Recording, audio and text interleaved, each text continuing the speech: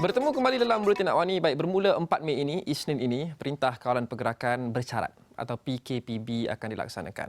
Dan walaupun hampir kesemua sektor ekonomi dibenarkan beroperasi dan dibuka semula, SOP-SOP yang tegas dan ketat perlu diikuti oleh semua. Tiada entiti yang terkecuali dan tiada individu yang terkecuali. Ini termasuk entiti-entiti seperti TASKA dan Tadika. Menurut SOP yang dikeluarkan oleh Majlis Keselamatan Negara, TASKA antara lain perlu mengambil langkah-langkah keselamatan, precautionary measures untuk memastikan penularan COVID-19 tidak berlaku kembali. Antaranya, membersihkan premis, menyah kuman sebelum dan selepas sesi, mengambil suhu badan setiap kanak-kanak ataupun setiap individu yang berada di situ. Semua pekerja perlu dipakai topeng muka dan sebagainya. Dan mana-mana individu yang ada kontak rapat tidak boleh dibenarkan datang ke TASKA dalam masa 14 hari. Semua ini boleh anda dapati di laman web Majlis Keselamatan Negara, tapi kita mahu mendapatkan perspektif daripada pengusaha TASKA sendiri berkenaan dengan pelaksanaannya dan apa normal baru bagi TASKA dan juga Tadika bergerak ke hadapan, bukan saja sewaktu PKPB tetapi lama selepas PKP dibatalkan ataupun ditamatkan sekalipun. Dan berada di Skype sekarang ini secara langsung adalah saudari Nurul Ain Nawi. Beliau adalah seorang pengusaha TASKA. Ain, mungkin pertama sekali nak dapatkan reaksi Ain berkenaan dengan SOP baru yang diumumkan oleh MKN berkenaan dengan pengusaha TASKA dan juga Tadika. Apa reaksi Ain? Hai Encik Luqman. Ya.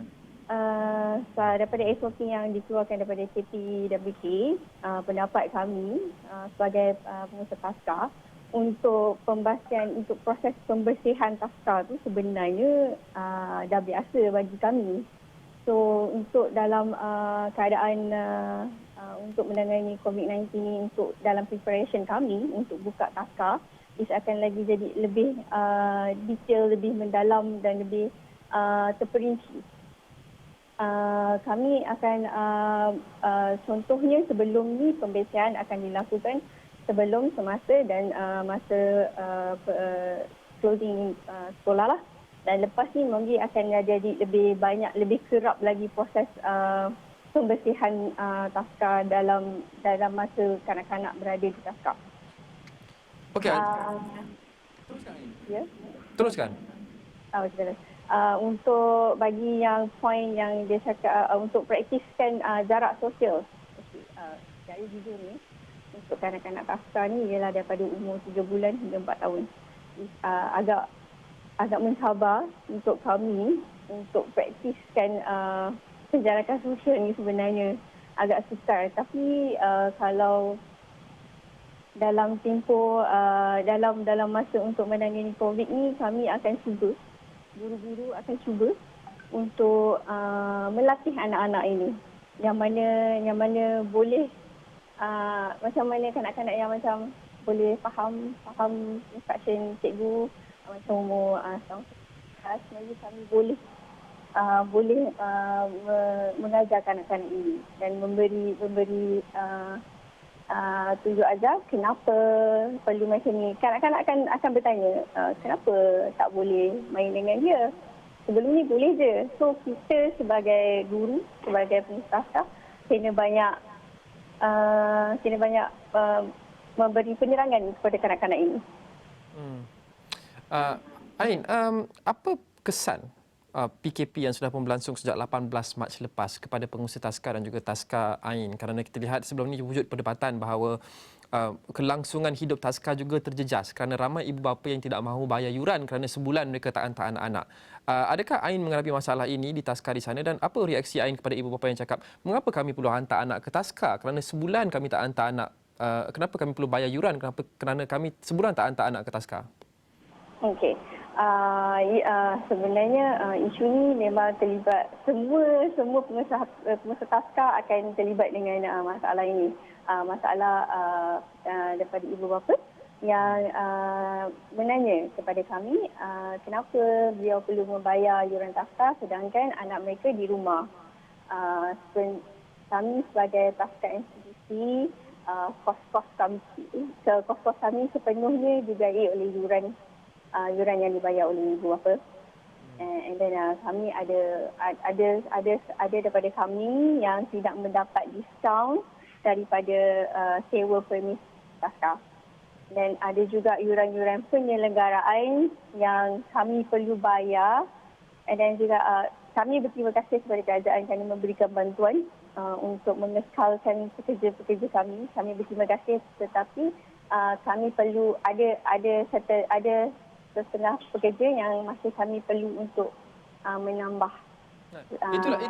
Itulah dia, Ain. Mungkin ada ibu bapa yang mengatakan, okey, kita faham kebimbangan dan masalah yang dihadapi oleh pengusaha taska dan tadika sepanjang PKP kerana pendapatan mereka terjejas dan mereka masih lagi perlu mengeluarkan berdepan dengan kos-kos operasi. Tetapi ada yang mengatakan bahawa kerajaan ada mengumumkan sebagai contoh bantuan keuangan dan ramai dalam kalangan cikgu-cikgu taska layak untuk mendapat bantuan prihatin nasional, layak untuk ada yang dapat bantuan kewangan bujang, ada juga yang dapat subsidi taska, dapat subsidi upah gaji. Jadi dengan kesemua ini, adakah wajar kalau tidak diberi orang cakap pengecualian membayar yuran taska sekalipun 100%, sekurang-kurangnya diskaun?